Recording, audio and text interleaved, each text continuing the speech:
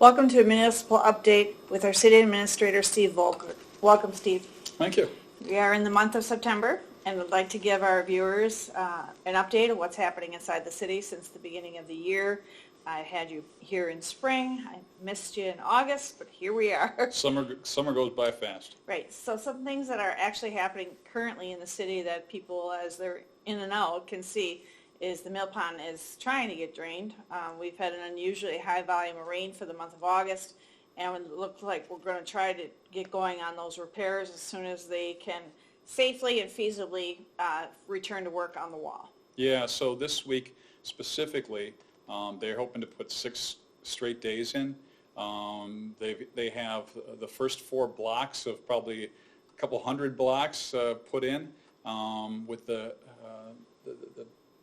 backfill in place, and so now that the water has finally gone down again, they're hoping, like I said, to get 6 good days in, which they're going to be doing the wall basically from the bridge back out towards the street. So you won't see a lot of progress closer to the street. It'll all be by the bridge, and then they move their way down towards the street. So it'll be, again, they're expecting to get this originally done by the December 1st. Now we're talking middle of December. So this is the north wall replacement. The south wall was done quite a few years ago. Is the construction mimicking the same?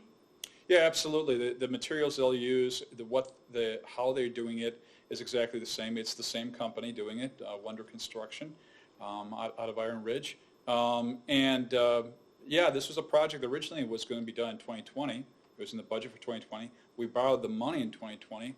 And we were expecting to get a grant from the state. Unfortunately, due to some issues at the state, it got prolonged until 2022, and so the price has gone up, and unfortunately the grant did not, but we are going to be finishing that up hopefully, like I said, by the middle of December. What can our viewers expect as far as the boat, kayak, paddle launch? Will that launch be wider? Well, right now we have a boat launch in there. We'll be replacing the boat launch. The other pieces to this was an ADA compliant fishing pier and a kayak launch. Those pieces may not be added now, and the reason being is because everything has gone up in price so dramatically that some other projects that are also scheduled to be done this year, including the updating the ADA compliant bathrooms in several of our parks, Woodlawn Park, Willowbrook Park, those almost doubled in price, and so the money will be more than likely going towards those projects, and so we may have to add the ADA fishing pier and the kayak launch at a future date when money is available. So how will that be played into the current construction? Is that space going to be left? Yeah, so the wall will be straight solid like it is like the south side is. The fishing pier, again, would have to be added later on. So there'll be no ramp access anymore? Well, there will. The boat launch, yes, not a kayak launch, which is different. Kayak Correct. launch is basically it's like a stairway, so to speak. Yeah. Okay. All right, and when will that final decision be made? As soon as we know. It probably won't be. I mean, we're pretty much sold on the idea that the kayak launch and the fishing pier will not happen with this project as we speak right now, because again, it all has to do with how much money will be used on those bathrooms. The ADA compliant bathrooms in those major parks, again, doubling in price since originally planned, and we're throwing all the money we possibly can from both the ADA compliance money that we received through the CDBG grant, Community Development Block Grant, CDBG. So we're throwing all the money we can into those projects, and again, that may require us not to be able to do those other projects on the north side. Okay. Now, with the reconstruction of the pond, will you be dredging No, the bottom actually, of the pond or the other no. side? Actually, it was originally found out, and you can see it now. The actual amount of silt that is on the bottom of the mill pond is relatively low. It's only about 1 foot to 2 feet, which sounds like a lot, but in reality, the DNR, they don't think that's a lot, because fish use that and everything else uses that. When it's down, you can even see the fish cribs that are well above water, and things like that. So those are fine. Where we're going to be dredging is right behind Rotary Park. Now, there's where you have silt that's about 5 feet deep. And so a lot of people like to fish over there behind Rotary Park. And so we're looking at, that will be dredged. That'll probably be a November, December project when they get to that. And that will make that area much nicer for fishing and things like that. Okay, is there any concerns about the safety around the pond? We have the whole pond, at least the areas that's being under construction is all fenced off for construction. I mean, more so really with the situation of machinery that's going around that area. And we've been telling people that it was closed off as of August 1st. We really haven't seen a lot of people down there, but again, we can't stop anybody from jumping fences and things like that, especially when they do it when no one's around. But it is a situation where we continue to remind people. Absolutely. Stay away from the mill pond until January, February. Of course, then what are you going to do? Besides walking around it. If you think about the history of our mill pond, oh, absolutely. It's relatively not even mentionable. It's been a pretty safe environment because people are thinking and not testing it. Oh yeah, absolutely. And it's so we're hoping that again everyone just stays clear of that area, especially with machinery around there right now, especially on the north side. Absolutely. Currently, for the city and the Common Council and all of the area departments inside the city, they have submitted their budget documents, and I want to move into where we are with the submitting of the budget documents and everything being reviewed, when that'll be finalized, and certainly we can talk about that in December. But just to give our viewers an update of what that process looks like. Yeah, so there's two budgets that we talk about. The Capital Improvement Plan, otherwise known as the CIP budget, and then there is the operational plan. And so the capital is, of course, the major projects, major improvements, and major equipment purchases. So you're talking plows, you're talking fire trucks, you're talking ambulances, you're talking police cars, you're talking pickup trucks for our employees. You're talking road reconstruction projects and things like that. So that's where CIP comes in. And we only borrow money for that every 2 years. So in 2022, we borrowed for 2022 and 23. And no surprise, most of the projects that were budgeted in 2023 to be done have now gone up in price by anywhere from 30 to 40%. Plastics are going up. Oil, of course, is up. And so road reconstruction projects are way up. So again, a lot of the money that the ARPA money that everyone's been talking about, the American Relief Act money, is being used to offset those increases. But we are presenting a CIP budget that it does continue to do all the projects we're going to do, purchase all the equipment that we're going to purchase, but again, using and draining most of our ARPA funding to be able to cover that. The operational budget now that budget, the CIP budget, has already gone to the council for their review, and they have a couple weeks to do that. Coming up in September, they will, at their meeting in the first meeting in September, they will review those budgets and then approve the budgets to move forward. And then the operational budget they will get in middle of October. And then they will have a review of that in late October, their second meeting in October. And their first meeting in November, by state statutes, they will approve, have a public hearing, and then approve the operational budget.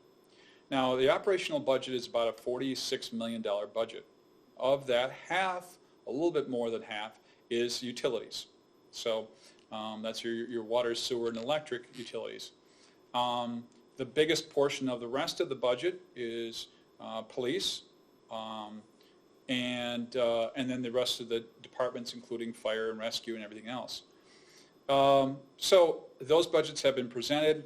We have already started making cuts to the budget because, unfortunately, the state statutes read that we have something called levy limits and expenditure restraint.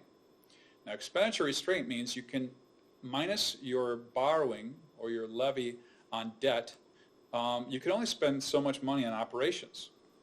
And it can only go up by the growth of the community, net new construction it's called.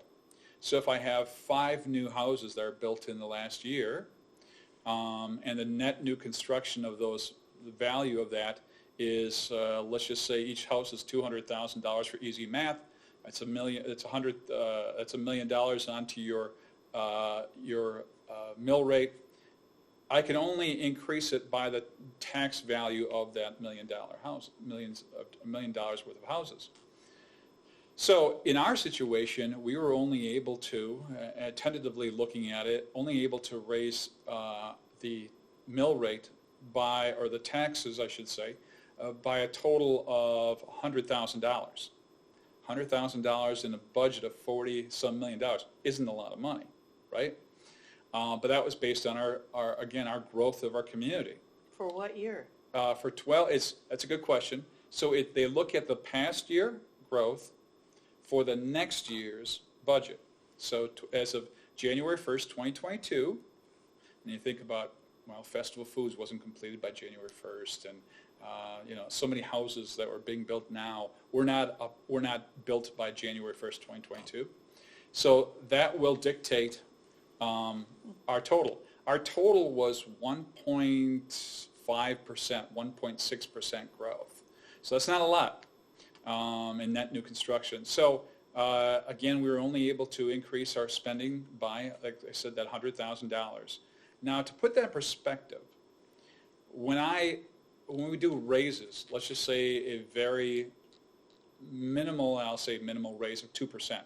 Now, today we're hearing about 3% and 5% raises and $5,000 sign-on bonuses and all this stuff that these other for-profit businesses are able to give. A 2% raise equates to my budget about $125,000. So now I can only spend $100, but my expenses are going up $125 just for raises. I'm already in the hole $25,000. So that's the kind of budget issues that we face in local government. And again, that's why levy limits has become truly the handcuffs of local government. Well, if you budgeted for raises for next year, which you have already, and those are going to go through, then will something else? If they go through. Will something else have to Absolutely. not be budgeted then if the raises don't go through? Absolutely. Okay, so then moving on into that, I want to go into what happened with the assessments and where people can stand with that. Yeah. So again, we were in a reval situation, which happens for us. The last one was 2014, so it's been, 8 years. And a reval is done when our equalized value is far different by 10% plus or minus from our assessed value. So let me give you an example. I don't know where you live and what your house is, but let's just say you have a $200,000 house. If it's currently listed, or if it's currently valued at 10% plus or minus $200,000, it's out of compliance. And so we have to get a reval done. And we did what we call as a walk-around reval. Right. So we didn't walk through your house, unless you wanted us to. Yeah. You walked around the house, you measured the house. Is the house any bigger? They looked at any building permits that you did in the last 8 years. Any improvements that you've made that, again, were on the list. Right. And then they looked at your house and compared it to all other houses in the city. And again, based on not only the square footage, how many bedrooms, how many bathrooms, how much, again, total square footage, and the quality of the improvements. So if you have granite countertops or you have Formica, it's different, right? So they look at those and they give you a new reval based on, again, comparables. At the end of the day, your equalized value, which means your house in Hartford, Wisconsin, exactly identical to the one in West Bend, Wisconsin, have to be equal. Okay, that's what they call equalized value. Right. When the equalized value and your assessed value had to be exactly the same, we're very close to 100%, 99 to 101%. So you're going to get a letter in the mail in the next couple weeks that says your value of your house just went up, more than likely, upwards of 12 to 14%. And it's going to blow your mind. You're like, there's no way my house is worth this much. But in reality, it is. If you Well, I think most people see the housing market, they're going to know that it's going to go up. So you don't have any idea what the percentage is yet? we haven't seen that yet. And actually, we won't get that number until after the final process. So you get this letter, and it'll tell you, Sally, if you don't believe that, and you have comparables to show that this number is wrong, Right. you have the ability to come to City Hall and meet with a representative from our assessors, that's Associated Appraisals, Right. and during what they call open book. Okay, the book is open, you tell me why you think it's wrong. Yeah. Right or wrong, either way. And if you believe it's wrong, you have that ability to come and speak. Now, and if you bring up something that makes sense, okay, they might come out and review, again, your property inside and out, and then adjust accordingly. But if at the end of the day, they say, no, your house is still worth $220,000, not $200,000, they will then go to what they call is the Board of Review, and the Board of Review sits right here, and it's a quasi-judicial group, and they will review the information from the assessor, and he states his case, and then you state your case as to why you believe it's wrong, either high or low, and then they will decide which one they believe is closer to the truth. On occasion, some might go, well, I think it's somewhere down the middle, but that's not exactly how you're supposed to do it. It's one or the other. So if you have better comparables than your assessor, they may judge in your favor. But if the assessors, which again is professional in this business, has good comparables, then more than likely they're going to go with them. But again, it's your opportunity to speak your mind about your assessment. I thought that was happening this summer. Nope, that's happening. Your Board of Review happens after you've gotten your letter and had your open book, Right. and then you do that. Yeah, I guess I thought they were coming out. So you're telling me that our citizens can expect a letter by the end of this month? Yep, Okay, and Yep. then they go ahead and make their appointments if they want to dispute? absolutely. Okay. Absolutely, And yeah. knowing that they are able to do that, is there any percentage of what that outcome could be? I mean, is No, that I person truly, going to? I truly believe adjust that it? most people are going to find they're somewhere between 10 to 14%, maybe even 12 to 14% increase. Okay, And the reason I have that number in my head is the fact of last year, our assessed versus equalized as a whole was about 88%. So 88% is 12% under. okay. All right. We've had new commercial development in Hartford. Everybody's aware the festival's open. Planet Fitness, Noodles and Company is coming. There is continuing discussion about what's going to be happening out, if you will, in that plaza of what everybody labels as the old Century building. I don't know if you have heard anything. Who owns the property? Are they going to sell it? People are leaving that part of the strip mall and going into newer buildings. Yeah, so where the Century Foods used to be is, you had mentioned Planet Fitness. Again, they have brought forward plans to recreate a portion of the existing Right. building where Century Foods was to a Planet Fitness. The same person who owns the Fond du Lac one and the West Bend one is the one who's opening this one. Okay. So she's been telling everybody in West Bend already that she's opening another location. Sure. Then alongside of that, also in where the Century building was, will be another business. We have not been told what that is. Okay. Remember, this whole property is owned by the Festival Foods people. So they bought the entire block Okay. when they bought this. And so they are working with developers on that whole thing. Okay. Meanwhile, the strip mall in front of Festival Foods, which you alluded to, again, you talk about Noodles and Company. There is a financial institution that's going in there. And then the rest of them could be the hair salon that is out there existingly right now and moving over there. The other two have not been disclosed yet, and we haven't heard yet. Okay. And we always say we never know anything until the sign goes up, because Sure. the first thing they have to do is come to get a sign permit to put on the building, and that's when we know then they're probably going to happen. They don't have to come forward to the planning commission? No, because the planning commission does not determine what business goes into something as long as it's zoned correctly. So That's if it's what I'm commercially alluding to. zoned, which it is, it's actually, that recently got switched to a multi-purpose zoning. Okay. So unless they're going to switch the zoning, the next thing that they have to ask about is their sign on the front of the building. Okay, I think it's good for our viewers to know that entire piece of property was zoned as such.